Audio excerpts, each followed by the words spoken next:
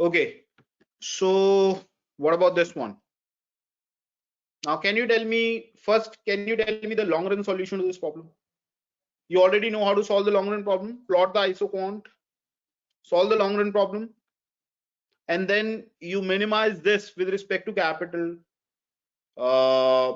and check that you're going to get exactly the same thing as you got when you solve the long run problem. Have you understood what you need to do? Okay, so do this. Just take that as an exercise and do it. So we can discuss that in the next class.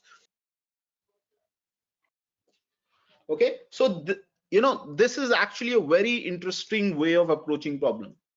Okay, this particular technique, because this way you can solve a problem involving any number of variables.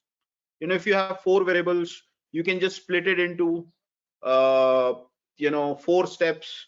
You can also split it into 2 steps, okay, of 2 variable at a time. You can actually do a lot of stuff. Okay, so it's actually quite cool.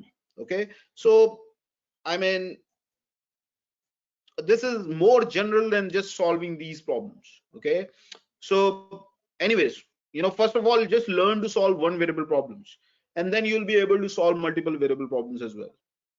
Is that fine?